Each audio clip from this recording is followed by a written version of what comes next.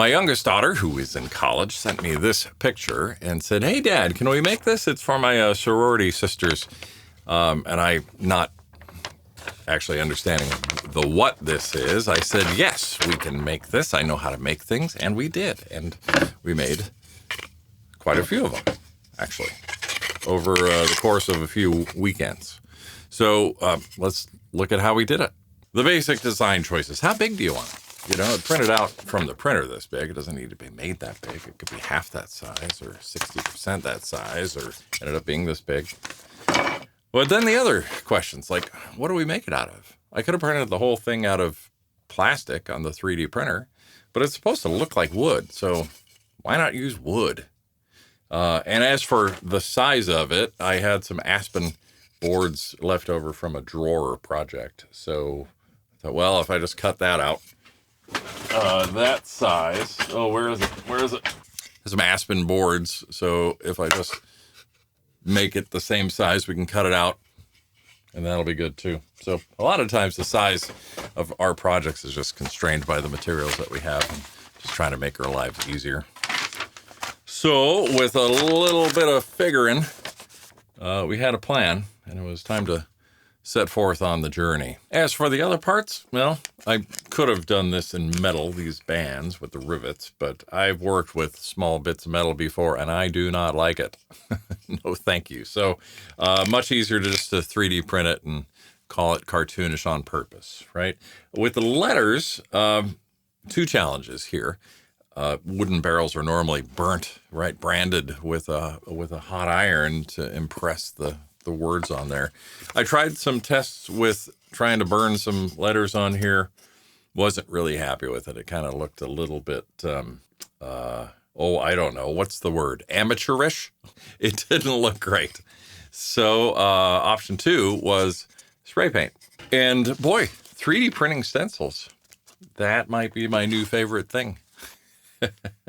And there's a fair amount of dialing in. You want your plastic to be relatively thin so you don't have too many spray angles to mess with.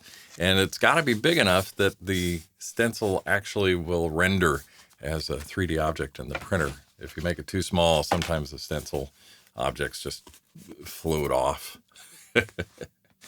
And that worked out really well. And for the Chi Omega Gamma Greek letters, I wanted it to be kind of shiny, kind of like jewelry-ish. So opted to 3D print these little tiny letters and then spray paint them. One of my favorite things about this project is the illusion of these planks. These vertical planks tell your brain that this is a barrel and not a coconut. You could carve these lines with maybe a CNC router or by hand, like in the olden days. But honestly, if this were the olden days, I wouldn't have time for any of this. I'd probably be outside in the fields tending to the crops, or inside waiting for death by candlelight at the ripe old age of 42, instead of looking into this magical box talking to ghosts. But it's not the olden days. We can design our own press dies and use freely available software and manufacture them on our newfangled magic conjuring machine, and then impress the pattern into the wood using the finest budget shop press that China has to offer. It worked great. For the wood blanks, I had some aspen boards from a drawer project, so I cut 12 of these and also had some scraps with which to experiment. After cutting the blanks, it took a few tries to get the pressure and the duration using the die correct and impress all the lines without crushing the die or the wood. I do recommend erring on the side of too much pressure. Unlike my advice for most things, on this, you should press just a little bit harder than you think you should. Oh, I can hear the wood snapping. Let it sit there for a minute and think about what it did. If you break the die or break the wood, you can always get another one. Let's see what it did. Oh, it's stuck on it. Oh, I like that a lot. Look at that. Complete lines, top to bottom, side to side. I think that's great. Also, super glad that I thought ahead. And not only does the die have the lines for the plank, but it also impresses an outline as a visual guide for when I used the bandsaw to cut these out. The first one looked good, so we committed to making the rest of them. A hand press in a tiny shop holds my dreams so tight. Harbor Freight's got the gear to bring designs to life tonight. Chi Omega Gamma carved deep in the grain. Sorority signs that won't fade in the rain. Press it down, let the weight align. Wood and soul blending oh so fine. Signs to mark the bond so true. Under the stars we craft anew. All right, Sophie and I have these blanks. We're going to set these aside. We also have some sacrificial blanks. We're going to use these to figure out the next step. We have a variety of wood finishes. Only the finest that Minwax can offer. We have the golden oak, we have honey, and also a mocha. We're going to use these different shades of the stain to try to give it a 3D-ish sort of effect using shades and highlights rather than the actual shape of the thing. You know, art. With the blanks, they're all gonna look really similar as soon as we start. So it's important to write on them. It's been a while since I stained anything, so I'm gonna use one of these blanks that we don't really care about. Oh, look at how the capillary action's going up the grain. Oh man, look at how dark that is. Oh my God. Man, we're gonna try the honey now. Oh man, that looks like the same. Oh, but it's a lot more tame. Oh yeah. Oh, oh. That's almost what we want on the edges. So this is golden oak. It's a little lighter than the last one we did. We're gonna just run this pretty much over the whole thing. We have the golden oak down. We let it sit for, I don't know, 5 minutes or so. Next step is we're gonna hit it with the honey. All right, here we go. Like that, like that. And then like that. Oh, I like that a lot. Now we're gonna highlight around the edge, just the edge, with this espresso. It is super dark. So just like that, like that. I think we're gonna settle on this side with just the coarse sandpaper. This other side is where I took the pliers and gouged it. I think that's too much. This one doesn't have any treatment to it. It's just the press of the embossment. It's kind of boring. And this one had horizontal. I didn't have high hopes for how that was gonna turn out, but this is proof it didn't turn out.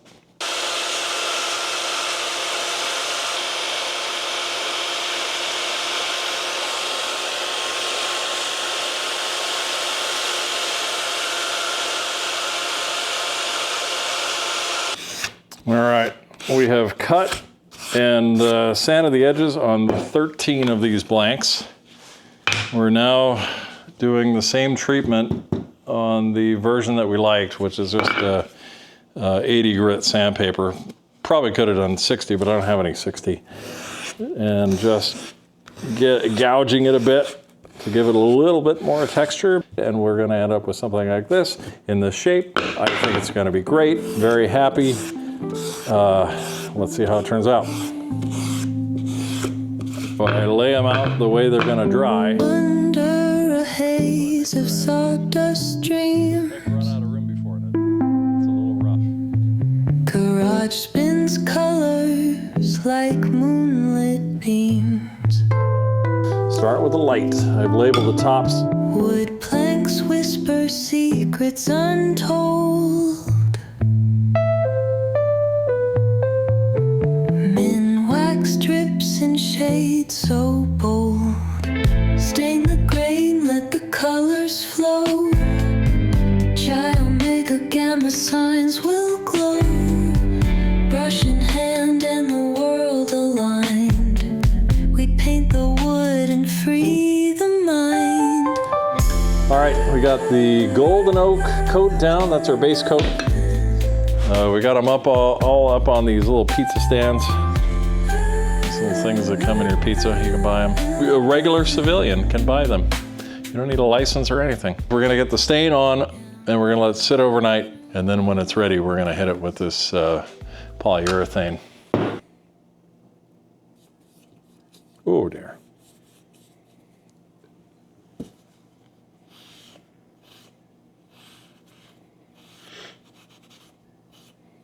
Oh, I love that.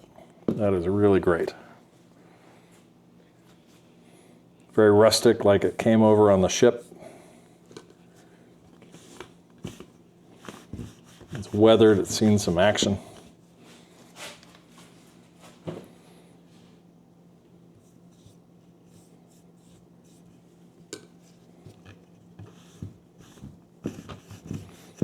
And each different piece of wood is going to take the stain a little bit differently. And that's, I mean, that's the nature of wood. Stain the grain, let the colors flow. Child mega gamma signs will glow. Brush in hand and the world aligned. We paint the wood and free the mind. This one is the dark accent around the edges. We're not sure we need it, but we're gonna try. And it's just the slightest bit on the edge. I think it's really gonna make a difference. I have to let it sit in there a little while. Yeah, I think that's awesome. You can keep going.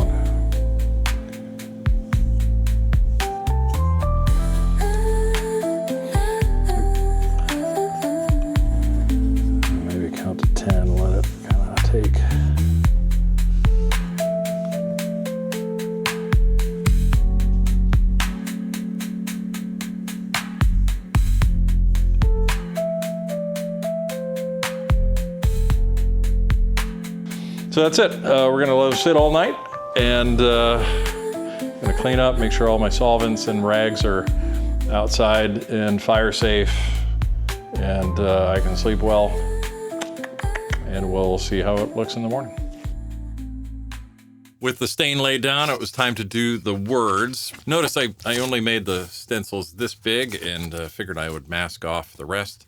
That allowed me to iterate more quickly. Quite a few tries, and I printed this stuff out of ABS for its solvent resistance.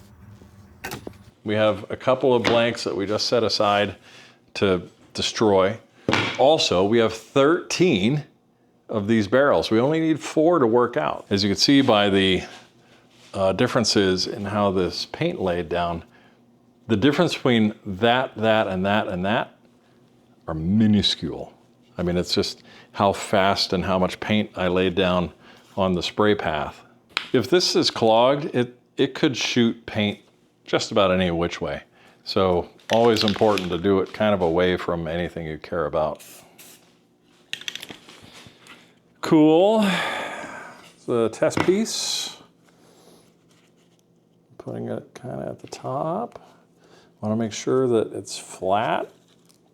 Again, make sure it's coming out and it's like that. Please, please, please be that right.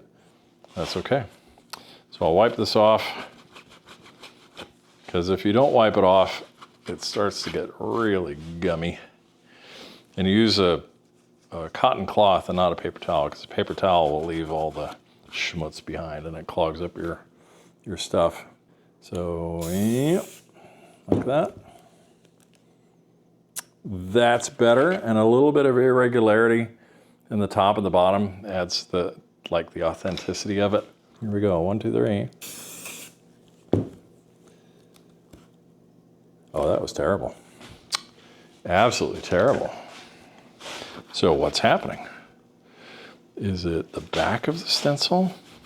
That's why you practice on stuff you don't care about. Or was it just the grain? I don't know, maybe it was the grain. Oh, I wasn't straight up and down. I need to be straight up and down, or I'll get a problem with the angle. It's still pretty good. This is starting to get a little chunky and on the line, so I'm gonna retire this. Be ashamed to get paint on one of the fresh production blanks just because I wanted to save 8 cents on a pair of gloves. Here we go, number 13.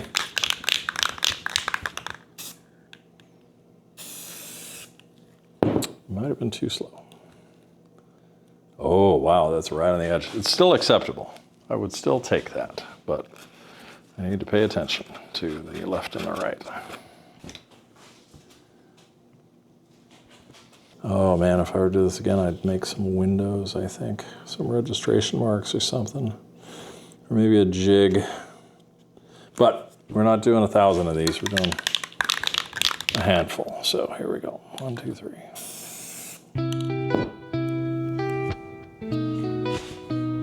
Yeah.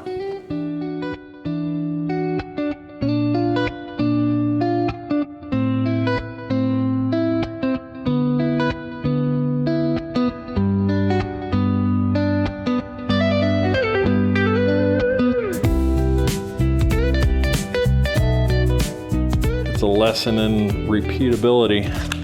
It's like your golf swing. It's like the distance that you are from the thing will ruin one, like I ruined one if you're too close. And if you're too far, it gets everywhere, and 3 more to go. And we're gonna put the polyurethane on.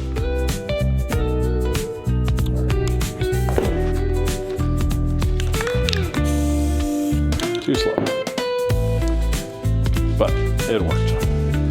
And now, within the same hour that the spray paint went down, we're gonna put this polyurethane on. Using oil base, I'm not a big oil-based guy. I'm not really familiar with it, but I know since we use this oil-based stain, we gotta use oil-based polyurethane, I think. I only know what I read on the internet. So this will be fine. It does turn the white a wee bit yeller. This is without, and then this is with. So the polyurethane yellows it a little bit. Honestly, I think it makes it look more authentic even. We're gonna do that. I'm gonna spray the front and the backs, and then all this is gonna sit overnight, and we're gonna go to bed. Tomorrow we'll put the accoutrement on. We have some 3D printed Greek letters. We have the bands that are gonna go on, and Bob's your uncle.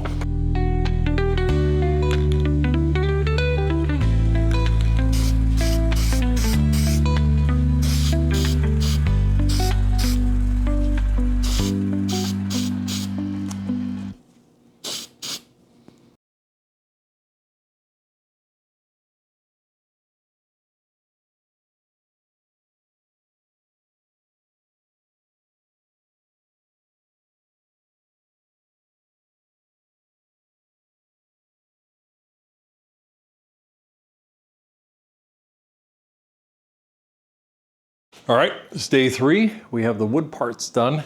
Now we're just doing the emblems and the symbols and whatnot. These are the Greek letters. Printed about 13 sets. So we can do 1 set of 4 in one color, another set of 4 in another color. So I have 3 colors picked out. Actually, I didn't pick them out. My daughter picked them out. But we got a silvery silver. Got a goldy gold. This is the one I wanted to try.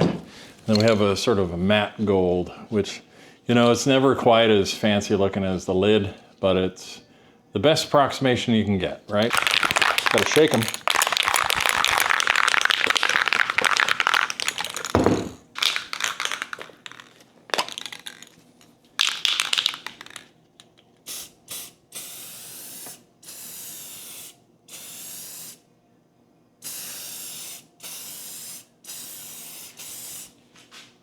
Oh boy, yeah. I'm gonna open the garage for this one. Oh, the silver stuff is the best. Okay, safety first.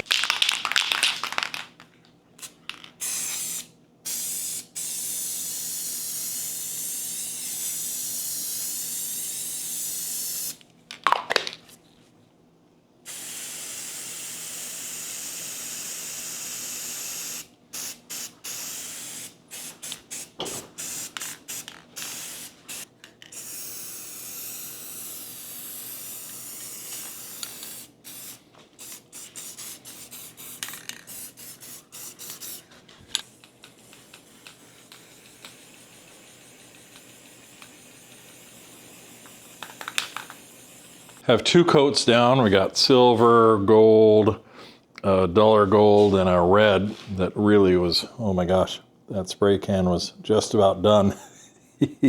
Got enough out though. But I ended up pooling some of the silver, and I'm a little concerned that if I let this really sit here for too long, unattended, it might start to skin and be difficult to get off without ruining it. So I'm just gonna nudge that like that. Oh, it's still really, really wet. I'm using ABS, which should be chemically resistant.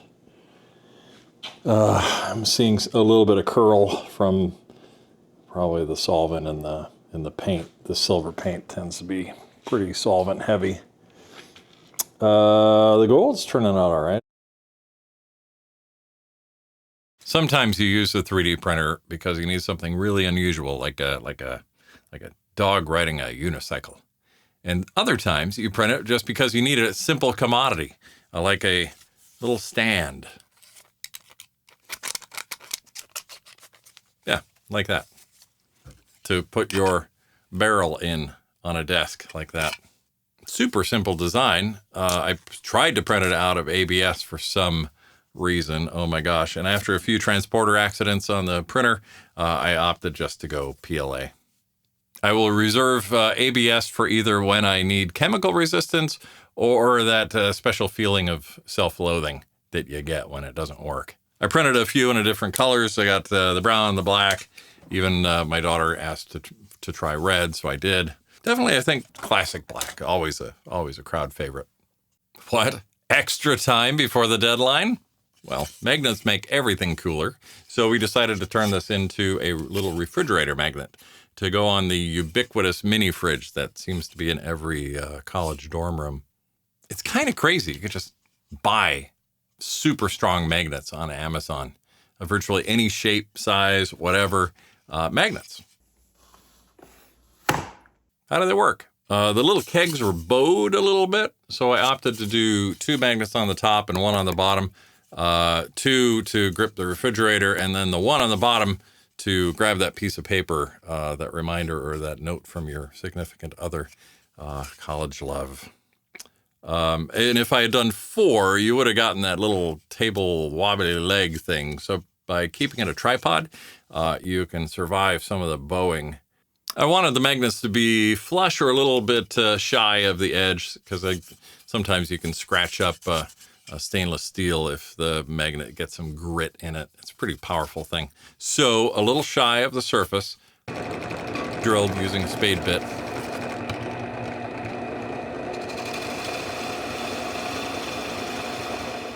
If I were to do it again, I might have sized the bit a little bit more closely to the magnet.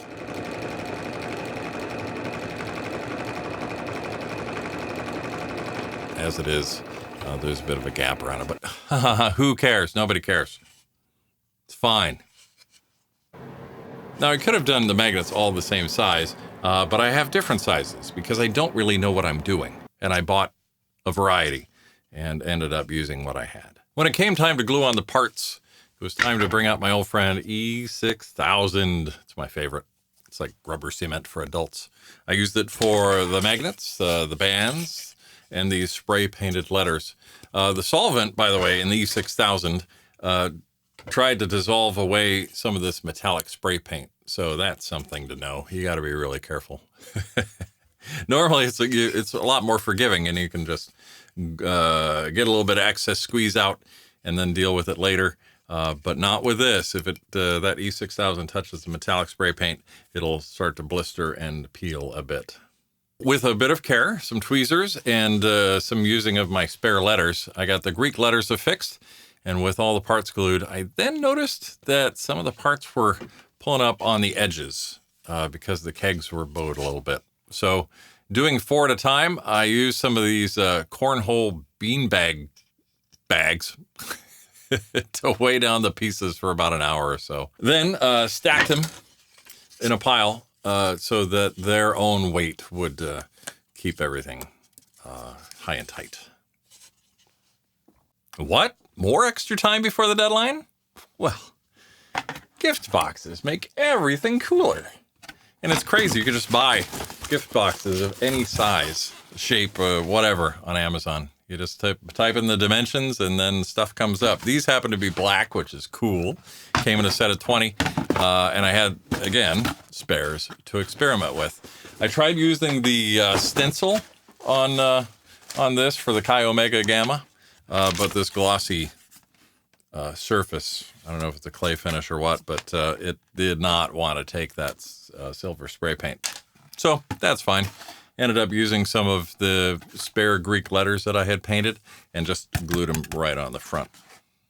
Worked out great. So that's it. That's the finished product. Very happy with it, and even have a few extras for maybe next year and the year after that for the new generations of folks.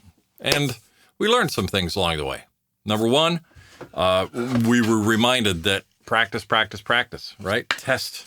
Use blanks and scraps to practice your technique, especially if it's brand new. You're not going to get it on the first try.